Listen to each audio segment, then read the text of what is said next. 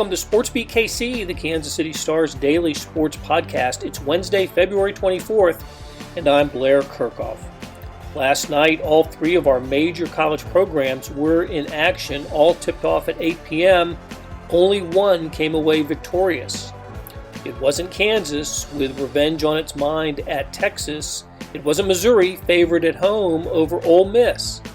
It was Kansas State knocking off number 7 Oklahoma at Bramlage Coliseum.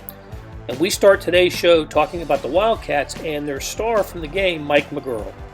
We'll pick it up with KU and beat writers Jesse Newell and Gary Bedore. And then we'll hear from Missouri Athletic Director Jim Sterk, who met with reporters before the Tigers' loss. Sterk covered several topics, but we'll share what he said about basketball and men's basketball coach Cuonzo Martin. So let's get started talking K-State with Kellis Robinett. Kellis Robinett is here, and my first question to you, Kellis, is why can't Lon Kruger win at Bramlage Coliseum? What is it about his old stomping grounds that prevents him from winning there? It doesn't matter what team he brings to Kansas State, the man cannot win at his old stomping grounds. It is one of the more unbelievable things I've ever witnessed. He's 0-9 in his last 9 trips here. He has actually won here once. And the funny thing about all this is that his very first team at Oklahoma, which was very bad, I believe they finished last in the Big 12, swept Kansas State when Frank Martin was coach, beat him here. Kansas State was ranked. It was like this, like, oh no, Kruger's going to come in and dominate K-State kind of moment. And then Bruce Weber has come in and beaten him 9 straight with, and it's kind of unbelievable how lopsided some of these games looked on paper coming in. Last night, Oklahoma was number 7 in the country. K-State had 6 wins total and still won. Oklahoma's previously lost here with the number 1 ranked team, the number 4 ranked team, the number 23 ranked team. It's almost like they're lacing the visiting bench with kryptonite or something. I don't know what it is. His teams just wilt every time they come here. It is amazing. Buddy Hield couldn't win in Bramlage. Trae Young couldn't win in Bramlage. You know, some of the best players in college basketball over the last decade have not been able to win at Kansas State. Yeah, Austin Reeves can't do it. They were letting him get away with every push-off imaginable last night too. Heck of a win for Kansas State, and bit of a streak here for the Wildcats, playing much better basketball here of late. Look, let's not belabor the obvious here. Mike McGuirl had the game of his career. At least let's frame it this way. In he's had great games in a Kansas State uniform. He's had big moments and big contributions to big wins for Kansas State. But I just thought from an individual take over a game at the end standpoint, that was his best moment. You agree? Yes, I agree wholeheartedly.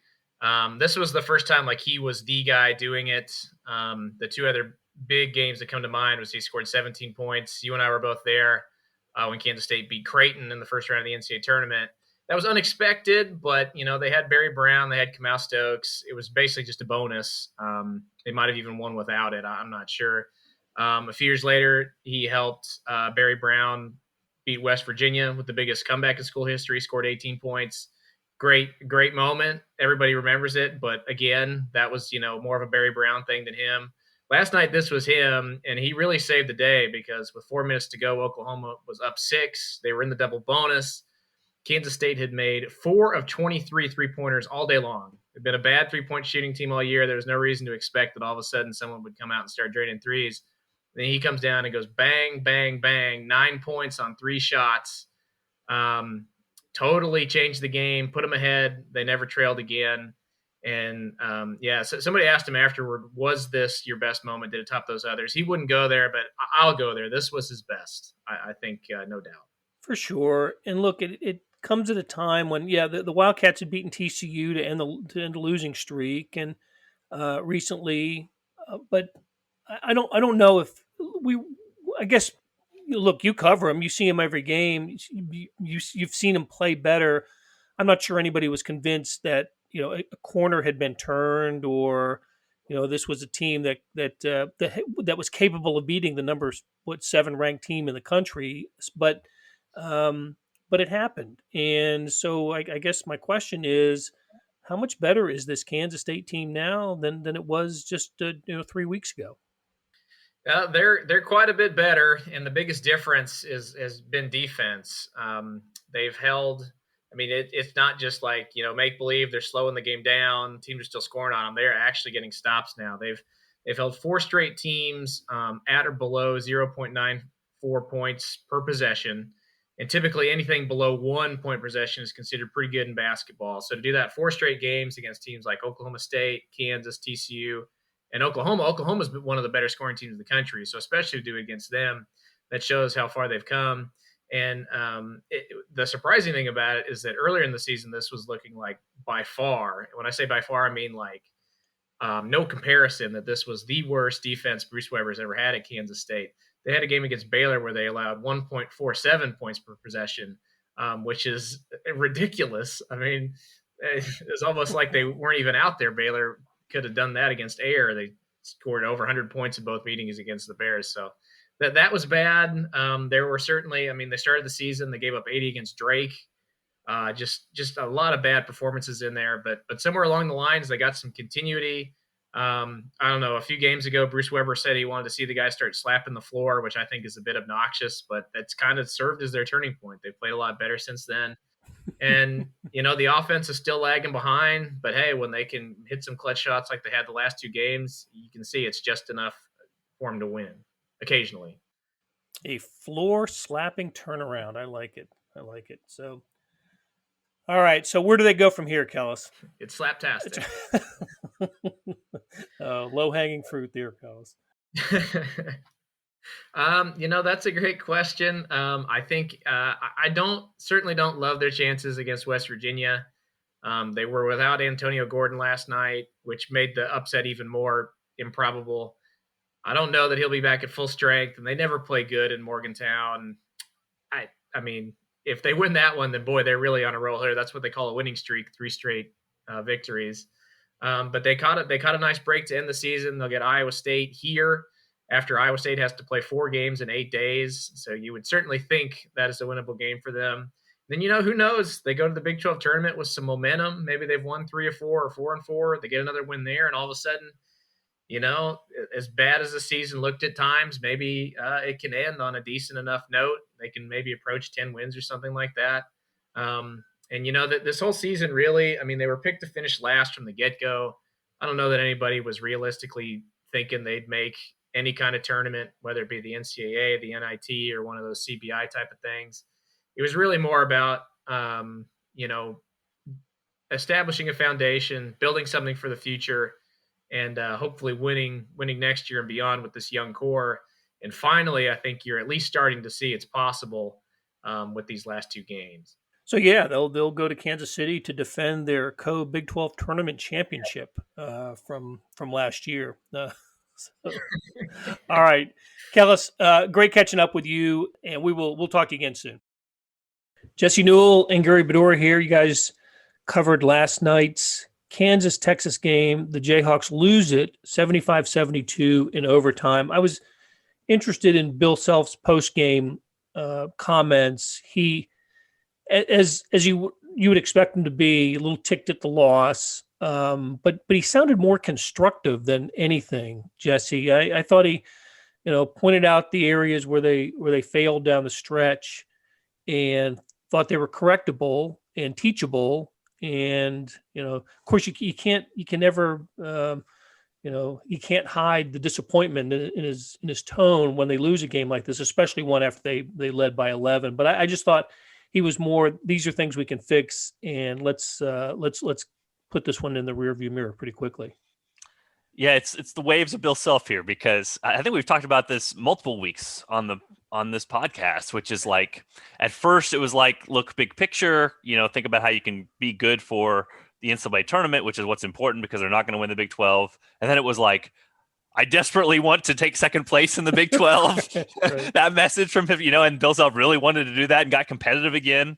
And then last night it was like, and Gary can talk a little bit about this, there was even like a tinge of I'm really mad that Baylor isn't playing all these games. So this Big 12 seeding in the Big 12 tournament doesn't really matter. So I don't really care about that anymore. So yeah, it has kind of gone in a little bit of waves here where Bill Self has gone from ultra competitive, have to win every game Bill Self to I just didn't want the team to get better Bill Self to like, well, the team lost, but it's not that big of a deal Bill Self. So it has been a different message over time, but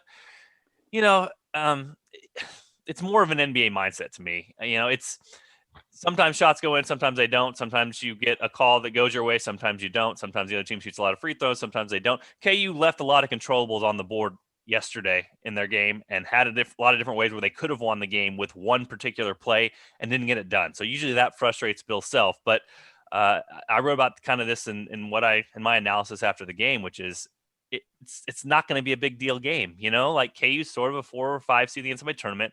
They're not going to miss the NCAA tournament. It could have been a good resume win, but now they've got Baylor, and within 2 weeks, everybody will be forgetting about this one anyway. So KU wasn't going to win the Big 12. This wasn't going to determine that. So I think he's sort of right to look big picture, but it has been inconsistent with his other messaging. And we know Bill Self at his core wants to win every single game that he takes part in, and that didn't happen for KU last night. So Gary, what went right for KU in the first half, and then we'll get into what went wrong down in the second half, and then especially down the stretch.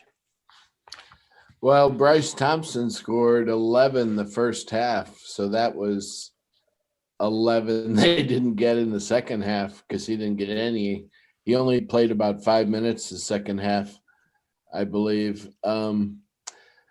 But they reverted back, Self said that at one point, to when they looked terrible offensively because they only got 23 the second half, which is right in there with some of the horrible halves they've had lately. 43 the first half. What got me was, McCormack only played 3 minutes the first half, so it was a real strange game in a lot of ways because they scored all those points without him. Then late in the game, he fouled out with 1.5 minutes left, and they didn't score again, KU. So Ochai, like Jesse said, turned down that one shot and missed 2 shots, and Jalen Wilson went storming in for a layup. And I don't know if Kai Jones would have challenged it or not, but Jalen Wilson knocked it out of bounds. So it was a weird game, but I'm not sure exactly, in answer to your question, why they were so terrible the second half, except for Bryce Thompson not being in to score 11. Yeah, look, Bryce Thompson, what a first half for him, and Harris played well also in the first half when they went small against Texas. Jesse, it seemed to me that when listening to Self after the game, it was, look, players are going to make mistakes, right? McCormack missed the dunk. Jalen Wilson fumbled the ball out of bounds at the end when he'd go in. It looked like Texas was giving him the tie. They were going to go into a second overtime, or at least get the ball back with 6 seconds to go. But Wilson fumbles out of bounds. It was passing up the three, right? That seemed to perturb Self more than that, both with Abaji and Christian Brown. Yeah, I mean, if you hear Bill Self, it's controlling the controllables. Like even some of the weird things that happened in the second half of the game, like David McCormack having an uncontested dunk and just flubbing it. Like you can yell at David if you want, but like he's not trying to miss the dunk. It's just something happens. And Ochai Agbaji had a wide open 3 with about 1 minute left in overtime. Shot a shot he should shoot every single time and missed it. You're not going to get mad at that because sometimes shots go in, sometimes they don't. But yeah, I think the thing that he was flustered with most was Christian Brown and Ochai Agbaji turning down shots. And we've sort of talked about this throughout the entire year with those two guys. And when I talk about, hey, having an NBA mindset that Bill Self, has basically had at times this year, that's part of it, which is for this Kansas team that's going to struggle offensively. In the NBA, when Steph Curry gets an open 3, it doesn't matter if he's 0 for 5. It doesn't matter if he's 1 for 11. He shoots the shot because that's the Warriors' best way of scoring. That's their most efficient play. And so when Christian Brown and Ochai Agbaji pass those up fake, then drive into the lane, they're playing against their own strengths. And both of them are really good at spot up threes, or Christian Brown's pretty good at threes off the dribble as well. And they're turning those down for less efficient shots. And I think that one play with Agbaji was really telling because, Gary can talk to this too. I don't think we've seen him all year make that play or try to make that play. Either he shoots it or he takes a dribble or two and passes it back out, but he never tries to go create his own shot off the dribble. It's not the player who he is. And you don't want to tell guys don't do this, but you want to tell them, hey, play to your strength, play to what you do best. And so those guys turning down those shots along with just the execution late, it was really fascinating on the post-game radio, what Bill Self talked about. At the end of regulation, KU was down 2 and Self calls timeout. They draw up a play, ends up Marcus Garrett throws off the backboard and misses. David McCormick gets the rebound and puts it back in. And Bill Self is asked about that play on the radio afterwards by Greg Gurley. He says, I wanted to shoot a 3. The play was to shoot a 3 in that instance. And KU just completely forgot what they were doing, evidently, in that particular moment. I tried to watch the replay. It's really confusing. I don't know what was supposed to happen.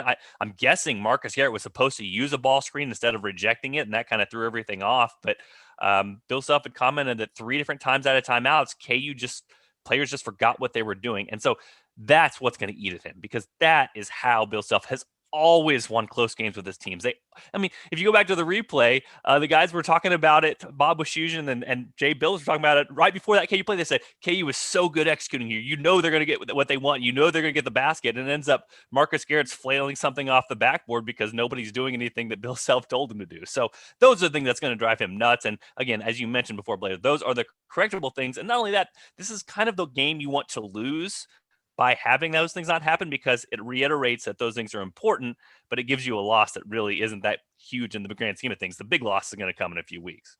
Right. So Gary, what's coming up for KU? There is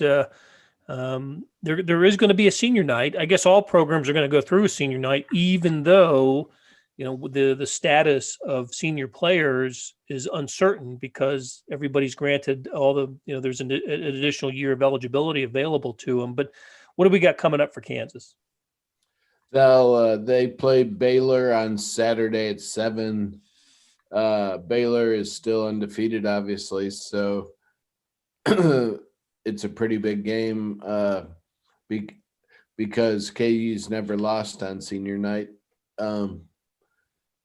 I don't know if they'll make a big deal out of it and give speeches and all that, but it'll be kind of weird them talking to the cutouts in the stand. But I'm sure they would like to gain revenge like they did last night, because Texas became just the second team to sweep KU in a regular season home and home during the Self era. Baylor could be the third. Okie State did it in 2017-18. They won in Lawrence and Stillwater. So, whenever you play Baylor in this day and age now, the last couple of years, it's a big game. They're really, really good. Yeah, but got a scare last night by Iowa State. Of course, that was Baylor's first game in a few weeks. So we'll see how Baylor responds to that. Any guesses on what the Kansas seniors, including Marcus Garrett, are thinking in terms of their future? I know there's discussions have to be made now between player and coach, and some of them are going to be uncomfortable discussions, I suspect. But do you have any inkling on what Kansas seniors might be thinking when it comes to either returning next year or not, Gary? No, I haven't heard much on that yet. Bill Self did talk a little bit about it on the radio last night, but he didn't.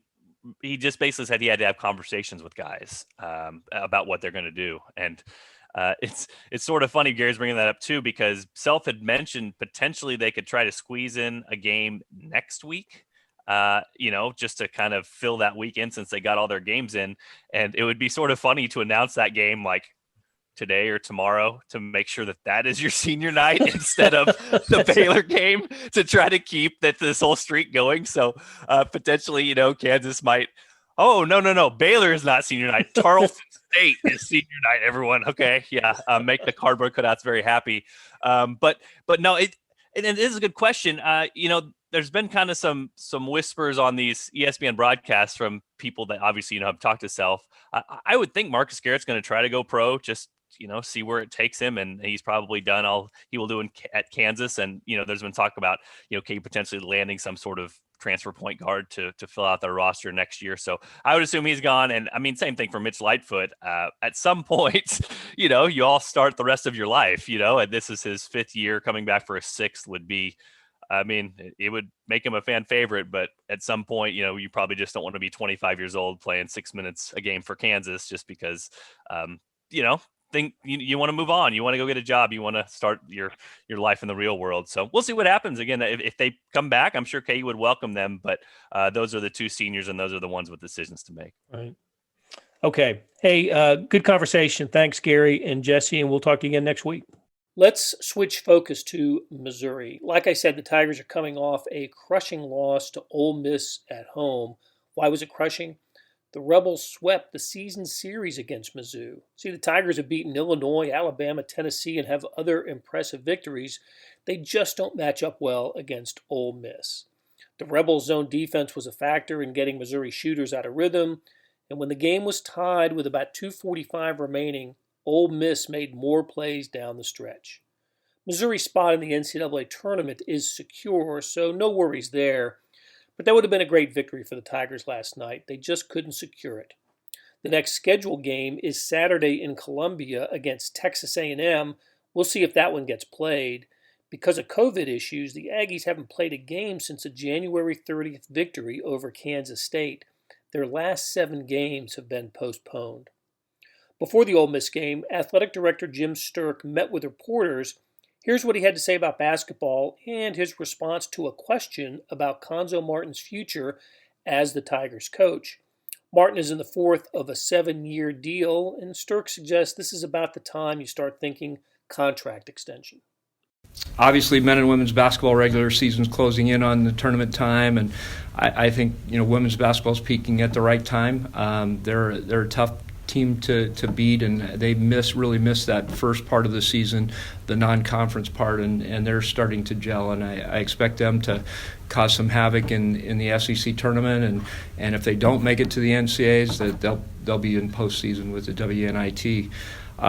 Men's basketball, obviously a great resume, and what Coach has done is it's really the turnaround of our program from when he came 4 years ago is significant, and I think we're 11 weeks in as far as being a top 25 team. So just consistency through the year, which you would expect with the season or the seniors that are involved, and getting Jeremiah back after he was out due to a death in his family, I think just has rejuvenated them. And I look for a great game tonight. It's that time in the contract where you start to look at it and, okay, Cuonzo, what's important to you? Let's talk. And he wants to be here. He's building a program. He wants to be the last team standing sometime, and I think he has a great opportunity to do that here, and we want him to do that. So we're excited about the future under his leadership. That's going to do it for today. Thanks to our SportsBeat KC production staff of Derek Donovan, Beth Welsh, Monty Davis, Jeff Rosen, Chris Fickett, and Savannah Smith. A tip of the cap to Kellis Robinett, Jesse Newell, and Gary Bedore for stopping by and talking college basketball.